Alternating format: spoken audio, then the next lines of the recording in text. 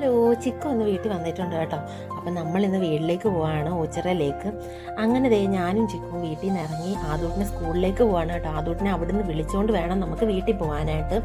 ഞാൻ ആദൂട്ടിന് രാവിലെ ഒരു സൂചന കൊടുത്തിട്ടുണ്ട്, ചിക്കു വരും, നമുക്ക് ഞാനാണിന്ന് സ്കൂളിൽ വരുന്നത്, വാനിലൊന്നും വരണ്ടെന്ന് പറഞ്ഞിട്ടുണ്ട്. പക്ഷേ ആദൂട്ടിന് അത് വിശ്വസിച്ചിട്ടൊന്നുമില്ല. രാവിലെ മടിയില്ലാതെ സ്കൂളിൽ പോകാൻ വേണ്ടി ഞാൻ പറഞ്ഞ് പറ്റിച്ചതാണെന്നാണ് അവൻ വിചാരിച്ചിരിക്കുന്നത് കേട്ടോ. അപ്പോൾ നാദൂട്ടിൻ്റെ ഫ്രണ്ട്സും ആൾക്കാരൊക്കെ ഇങ്ങനെ വാനി കയറാനായിട്ട് നിൽക്കുന്നുണ്ട് കേട്ടോ. നല്ല രസമുണ്ടായിരുന്നു കാണാൻ. കുഞ്ഞു പിള്ളേരെല്ലാം കൂടെ ഒരേ കളർ യൂണിഫോം ഒക്കെ ഇട്ട് വരുന്നതാണ്. ആദൂട്ടിൻ്റെ ക്ലാസ് ടീച്ചർ ആദൂട്ടിനെയും കൊണ്ട് വരുന്നുണ്ട്. ചിക്കുവിനെ കണ്ടപ്പോഴേ ആദൂട്ടിന് ഭയങ്കര നാണക്കേടൊക്കെ വന്നു കേട്ടോ. പെട്ടെന്ന് അവളുടെ അടുത്തോട്ടൊന്നും മിണ്ടാനോ എടുക്കാനൊന്നും പോയില്ല. പെട്ടെന്ന് ആ സ്ലൈഡിലൊക്കെ കയറി ഒന്ന് ഗമയൊക്കെ ഒന്ന് കാണിച്ചു കേട്ടോ കുറച്ച് നേരത്തേക്ക്. അങ്ങനെയാണ് ആദൂട്ടിന് ആദ്യം പെട്ടെന്നൊന്ന് കാണുമ്പോൾ ഒരു ചമ്മലൊക്കെയാണ് കേട്ടോ. പിന്നെ കുറച്ച് നേരം കഴിയുമ്പോൾ അവരുടെ അടുത്തോട്ട് പോവും. അങ്ങനത്തെ ആദൂട്ടിന് ഇത് സത്യമാണോ, എന്നെ കൊണ്ടുപോവാണോ എന്നൊന്നും വലിയ വിശ്വാസമില്ലാതെ എൻ്റെ കൂടെ നടന്നു വരുന്നുണ്ട് കേട്ടോ.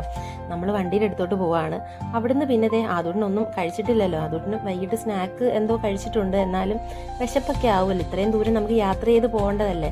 അങ്ങനെ നമ്മൾ വണ്ടിയിലൊക്കെ ഇരുന്ന് ചിക്കുതേ ചോക്ലേറ്റൊക്കെ വാങ്ങിച്ചതൊക്കെ കൊടുത്ത് ഹാപ്പിയാക്കി നമ്മളൊരു ബേക്കറി കയറിയിട്ടുണ്ട് കേട്ടോ. ആദൂട്ടിന് കേക്കും ഒരു മിൽക്ക് ഷേക്കല്ല ഷാർജ ഷേക്കും ഒക്കെ മേടിച്ച് കൊടുത്തിട്ടുണ്ട്.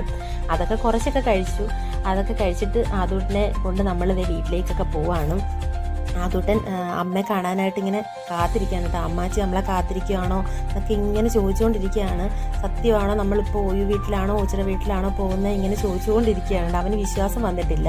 അങ്ങനെ നമ്മൾ വീട്ടിലെത്തിയപ്പോൾ ആദൂട്ടിനെ അമ്മ കുളിപ്പിച്ച് ഉടുപ്പൊക്കെ ഇടിയിച്ചിരിക്കുകയാണ് കേട്ടോ. വന്ന സന്തോഷത്തിൽ അമ്മയുടെ മടിയിൽ നിന്ന് മാറിയിട്ടേ ഇല്ല. അമ്മയുടെ അടുത്ത് തന്നെ ആയിരുന്നു ചുറ്റിപ്പറ്റി. അങ്ങനെ ഡ്രസ്സൊക്കെ മാറി ആദൂട്ടൻ ഫ്രഷായിട്ട് നമ്മൾ ഹോംവർക്കൊക്കെ ചെയ്യാനായിട്ട് തനിയേ ഇരുന്നു. ഇവരെ ഹോംവർക്കൊന്നും കാണിച്ചിട്ടില്ലല്ലോ ഇതുവരെ ചെയ്ത്. അതിൻ്റെ സന്തോഷത്തിലായിരിക്കണം. നല്ല വൃത്തിയായിട്ട് എഴുതി കാണിക്കുന്നുണ്ടായിരുന്നു. നല്ല സന്തോഷമായിട്ട്. ഇപ്പം ജിയും ഗായും ഒക്കെയാണ് എഴുതുന്നത്. രണ്ടും ഒരുപോലൊക്കെ തോന്നുന്നേ ഉള്ളൂ, പക്ഷെ നല്ല വൃത്തിയായിട്ട് എഴുതുന്നുണ്ട് കേട്ടോ.